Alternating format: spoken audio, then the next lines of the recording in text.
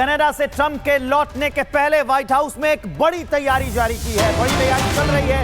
अब ट्रंप ने white house में वॉर रूम में नेशनल सिक्योरिटी काउंसिल की इमरजेंसी बैठक बुलाई है। तो ट्रंप जब लौट रहे हैं कनाडा से, उस वक्त ये बड़ी तैयारी की जा रही है। ट्रंप ने बैठक बुलाई है और ये बैठक नेशनल सिक्योरिटी काउंसिल की है। व्हाइट हाउस में वॉर रूम की तैयारी की जा रही है। आप इससे अंदाजा लगाइए कि ये युद्ध किस ओर जाता दिख रहा है, क्योंकि जब मॉडर्न इकोनॉमी वाले 7 देश G7 के समिट में मिल रहे थे, उसमें ट्रंप भी शामिल होने के लिए पहुंचे थे। लेकिन ट्रंप अचानक से उस G7 समिट को छोड़कर लौटते हैं और व्हाइट हाउस में ये तैयारियां की जा रही हैं। संकेत साफ है, युद्ध अब एक खतरनाक मोड़ पर पहुंच गया है, क्योंकि इससे पहले अमेरिकी राष्ट्रपति डोनाल्ड ट्रंप ने अपील की थी ईरान के लोगों से, तेहरान खाली करने को लेकर अपील की थी। तेहरान को जल्द से जल्द खाली करें, नागरिक तुरंत तेहरान को खाली करें। डोनाल्ड ट्रंप ने चेतावनी दी थी, ईरान को परमाणु बम नहीं बनाने देंगे, डोनाल्ड ट्रंप ने साफ तौर पर कहा था। और अब ये इमरजेंसी बैठक बुलाई गई। G7 समिट छोड़कर अचानक वो आते हैं और वॉशिंगटन की तरफ रवाना होते हैं। व्हाइट हाउस में एक बड़ी बैठक बुलाई जाती है, उससे पहले चेतावनी कि तेहरान खाली करें सुरक्षा के लिए। तो क्या तेहरान पर एक बड़ा और आखिरी अटैक होने वाला है और ये अटैक इस युद्ध की दिशा तय करेगा? To see no nuclear weapon in Iran, and we're well on our way to making sure that happens. Nuclear weapon in Iran, and we're well on our way to making sure that happens. I want to see no nuclear weapon in Iran, and we're well on our way to making sure that happens. I want to see no nuclear weapon in Iran, and we're well on our way to making sure that happens. और चलिए इसी बीच अब मैं graphics के जरिए आपको बताऊंगी कि ट्रंप रिटर्न्स जंग भीषण क्या होती जा रही। बड़ा सवाल है, बैठक में इजराइल ईरान मुद्दे पर सहमति मुश्किल मानी जा रही है। वहीं लगातार G7 समिट छोड़कर अमेरिकी लौटेंगे राष्ट्रपति ट्रंप। व्हाइट हाउस के प्रवक्ता ने इस खबर की पुष्टि भी कर दी है। यह भी जानकारी मिल रही है कि मिडिल ईस्ट में बढ़ते तनाव की वजह से ये बड़ा फैसला लिया गया है कि G7 समिट को बीच में छोड़कर डोनाल्ड ट्रंप लौटे हैं। राष्ट्रपति ट्रंप ने तेहरान खाली करने की चेतावनी भी दी है। ईरान को सीधे तौर पर समझौते पर हस्ताक्षर करने की सलाह भी दी गई है। ईरान परमाणु हथियार नहीं रख सकता, ये राष्ट्रपति ट्रंप की तरफ से कहा गया है। तो परमाणु हथियार नहीं रख सकता है राष्ट्रपति ट्रंप ने कहा। लेकिन एक बड़ी खबर मैं आपको बता दूं, ट्रंप के G7 समिट छोड़ने पर फ्रांस के राष्ट्रपति इमैनुअल मैक्रों का दावा है ईरान इजराइल में सीजफायर पर होगी बात। जंग रोकने के लिए कुछ शर्तें आई हैं, देखना है नई शर्तों पर सहमति बनती है या नहीं बनती है। तो ये बड़ी जानकारी, ईरान इजराइल में सीजफायर पर होगी बात, इमैनुअल मैक्रों का ये कहना है। लेकिन अब ये देखना होगा कि बातचीत पर सहमति बनती है या नहीं। जंग रोकने के लिए कुछ शर्तें सामने आई हैं, उन शर्तों को स्वीकार किया जाता है या नहीं, देखना है कि नई शर्तों पर कितनी सहमति बनती है। तो ये बड़ी खबर आपको बता रहे हैं, इमैनुअल मैक्रों ने ये बड़ा बयान, जिसमें उनका कहना है कि ट्रंप की G7 समिट फ्रांस छोड़ने पर ये फ्रांस का बड़ा दावा कि बातचीत को लेकर लगातार मीडिएशन का काम हो रहा है, लेकिन देखना होगा कि उन शर्तों के तहत बात बनती है या नहीं। और ट्रंप का वापस लौटना एक बड़ी खबर है, क्योंकि G7 देशों की बैठक होनी थी, इसमें कई प्रस्ताव आने थे, समझौते पर हस्ताक्षर होने थे, ट्रंप भी इसमें अहम भूमिका में होते, लेकिन ट्रंप अचानक से वापस लौट आए। ट्रंप क्यों वापस लौट आए, ये कारण आप जानना चाहते हैं, वो मैं आपको रिपब्लिक भारत पर बताने वाला हूं कि क्या कारण रहे कि ट्रंप वापस लौट आए। सबसे पहले तो जो तनाव चल रहा है मिडिल ईस्ट में, उसकी वजह से वो और ज्यादा बढ़ गया, और इजराइल ईरान जंग भी चल रही है, जिसकी वजह में सहमति नहीं बन पा रही। ट्रंप पहले से ही कह रहे थे कि वो सहमति बन जानी चाहिए दोनों देशों के बीच में, और वहां जाकर क्योंकि सहमति नहीं बन पा रही थी तो एक वॉर रूम भी तैयार करना था, ईरान के खिलाफ जंग की प्लानिंग भी करनी है, क्योंकि पहले से ही ट्रंप बयान दे चुके हैं। तो 3-4 पॉइंट्स मैंने आपको बताया, ईरान के खिलाफ जंग की प्लानिंग, जाकर वॉर रूम स्थापित करना, पहले से वो शांति की बात कर चुके हैं, लेकिन दोनों देशों के बीच में शांति नहीं हो पा रही है। तो ये सारे कारण हैं जो ट्रंप को वापस लौटने पर मजबूर करते हैं। इसी बीच एक और बड़ी अपडेट आ गई, वो भी बताता हूं।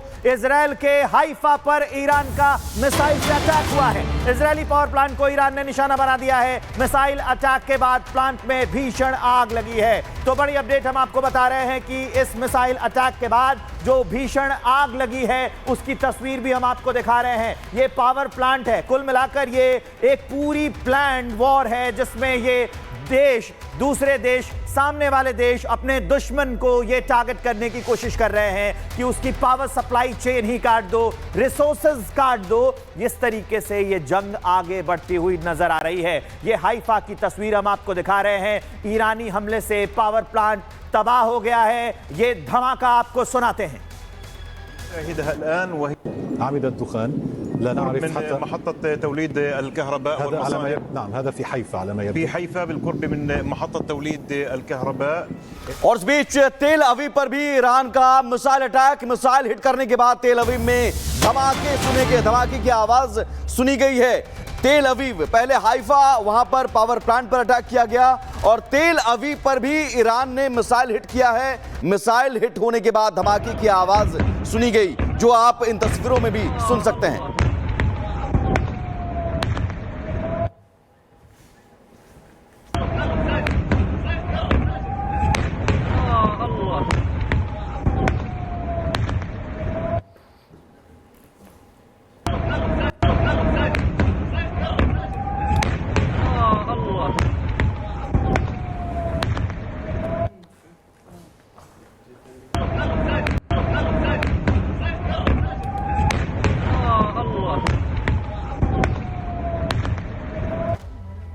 और इस बीच अगली बड़ी खबर मैं आपको बता दूं, तेहरान पर इजराइल की बमबारी, लगातार बमबारी हो रही है। तेहरान के सवालान इलाके में धमाके की जानकारी मिली है, आवाजें सुनाई गई हैं। आज तेहरान पर इजराइल की बमबारी लगातार हो रही है। तेहरान के सवालान इलाके में धमाका हुआ है। तेहरान पर मिसाइल से कैसा हमला हुआ है, इन तस्वीरों को देखकर आप अंदाजा लगाइए। कैसे देखिए धुएं का गुबार उठ रहा है और दूर तक ये दिख रहा है। ये धमाके का असर है और भयंकर तरीके से भीषण ये धमाका हुआ है। लेकिन सवाल बड़ा ये है, क्या जंग में अब शामिल होगा अमेरिका? ये बड़ा सवाल है। एक और बड़ी अपडेट आ गई है, वो हम आपको बता देते हैं। तेहरान पर इजरायल का मिसाइल अटैक हुआ है। भारतीय नागरिक ने बमबारी का वीडियो बनाया है, मोबाइल में ये कैप्चर हुआ है।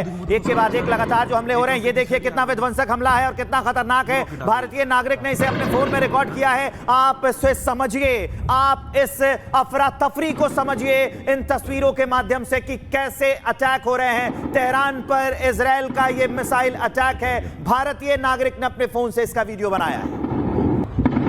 ओह, एक और गया। ओ देखो वहां पे तो बहुत सारे फट रहे हैं। वो शिट, वो मैं देखा, वो देखो सामने चला रहे हैं। एक रॉकेट इस साइड ही आ रहा है, वो देखो वो रॉकेट आ रहा है इधर।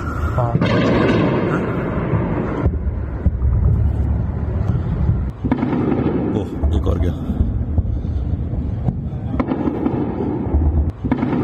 ओह, एक और गया।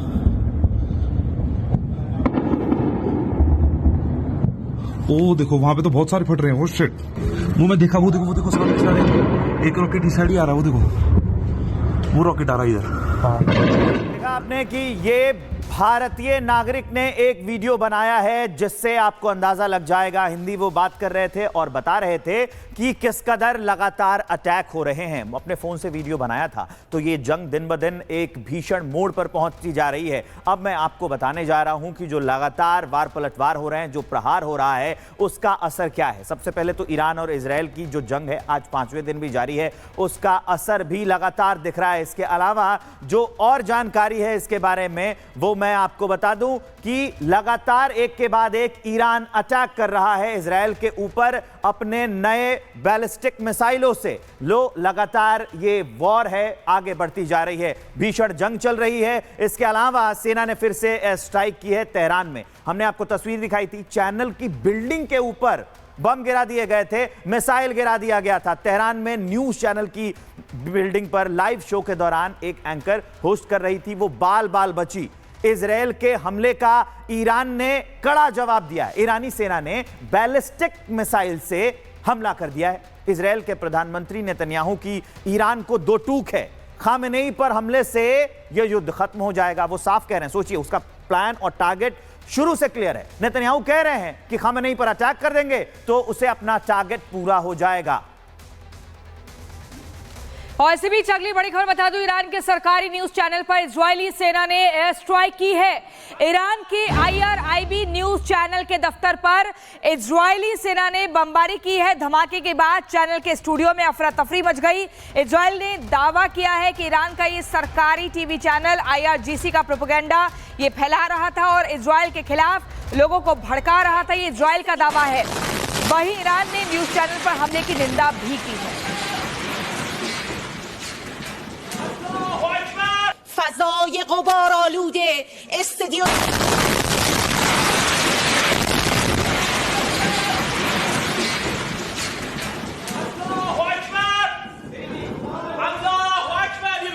فضای غبار آلوده استدیو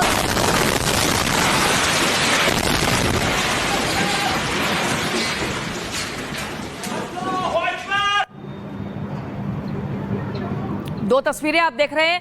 ईरानी न्यूज चैनल पर बमबारी होती है, जल गया ईरानी न्यूज चैनल। इस न्यूज चैनल पर हमले की ईरान ने निंदा भी की है। ईरान का सरकारी न्यूज चैनल जिस पर इजरायली सेना ने एयर स्ट्राइक किया, आपने देखा दूसरी तस्वीर में कैसे एंकर जो है एंकरिंग कर रही थी, लेकिन अचानक से धमाका होता है और वो अपनी कुर्सी छोड़कर भाग निकलती है। ये पहली तस्वीर आपको दिख रही है, ये वही स्टूडियो है। यहाँ पर देखिए एंकर जो एंकरिंग करती हुई दिख रही है। अचानक से धमाका होता है, सब कुछ ब्लैकआउट हो जाता है और वो उठकर निकल पड़ती है। दूसरी तस्वीर आप देख रहे हैं, बाहर किस कदर धुएं का गुबार दूर तक दिख रहा है। ये जबरदस्त भीषण बमबारी हो रही है। ईरान का IRIB न्यूज चैनल का दफ्तर जिस पर इजरायली सेना ने बमबारी की है, इसकी निंदा की जा रही है। धमाके के बाद चैनल के स्टूडियो में अफरा तफरी मच गई। इजरायल ने दावा किया है कि ईरान का ये सरकारी टीवी चैनल IRGC का प्रोपेगेंडा फैला रहा था और इजरायल के खिलाफ अब लोगों को भड़का भी रहा था। ये भी इजरायल का मानना है कि यहाँ पर एक प्रोपेगेंडा के तहत खबरें दी जा रही थी पड़ेगी और ये बात दोनों देश हुक्मरानों को पता है, लेकिन ना तो ईरान झुकने को तैयार है और ना ही इजरायल। 5वें दिन भी इजरायल और ईरान के बीच ताबड़तोड़ हमले हुए। ईरान ने इजरायल पर 15 मिसाइलें दागी। इस बार ईरान के निशाने पर हाइफा शहर रहा। ईरान के हमले से हाइफा पावर प्लांट में आग लग गई।